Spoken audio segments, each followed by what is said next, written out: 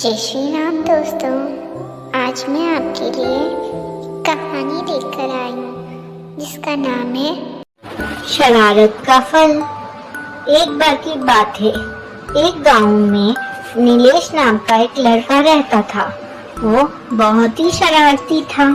जानवरों को मारने, पीटने और परेशान करने में उसे बहुत मजा आता था।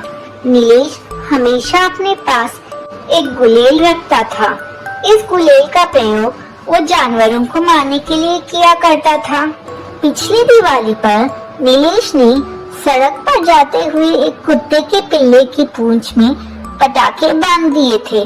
जैसे ही पटाखे फटने लगे, बेचारा पिल्ला डर के मारे कूं कूं करता हुआ इधर उधर भागने लगा। नीलेश पिल्ले की हालत देखकर खुशी से ताली बजाने लगा, जैसे उसने कोई बहुत बड़ी बहादुरी का काम किया हो। बाद में उसकी इस हरकत के लिए उसके मम्मी पापा ने भी उसे डांटा, पर नीलेश पर डांट का कोई असर नहीं पड़ा। उसकी आदत जो की त्यों थी।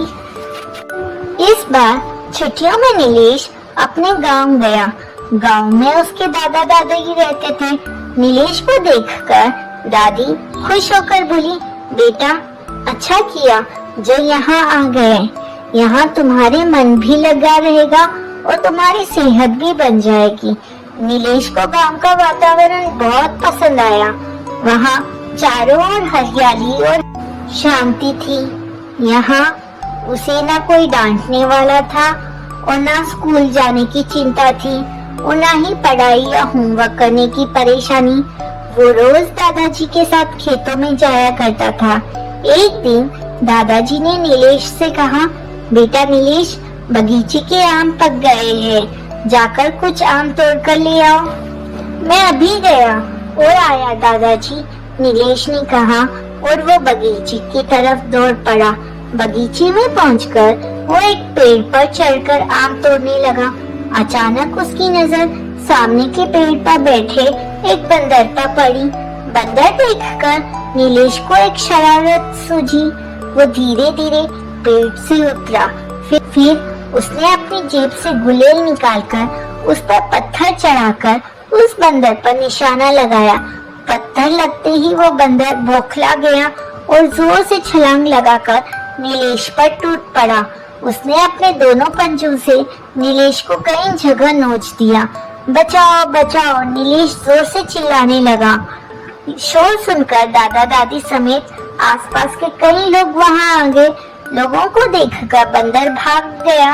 इधर नीलेश दर्द से कराह रहा था। उसके शरीर के कई जगहों से खून बह रहा था। दादाजी ने तुरंत नीलेश को उठाकर पास के अस्पताल में ले गए।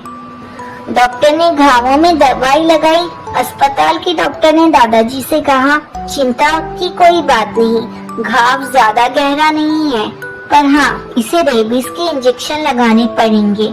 इंजेक्शन का नाम सुनकर नीलेश रोने लगा, पर यह सब उसकी शरारत का फल था। उसने उसी समय प्रण किया कि अब फिर कभी वो किसी जानवर को ना तो मारेगा और ना ही परेशान करेगा। दोस्तों, इस कहानी से हमें यह सीख मिलती है कि हमें बेजुबान जानवरों को मारकर या सताकर परेशान नहीं करना चाहिए। अगर हम उनकी मदद नहीं कर सकते तो कम से कम उन्हें सताए तो नहीं।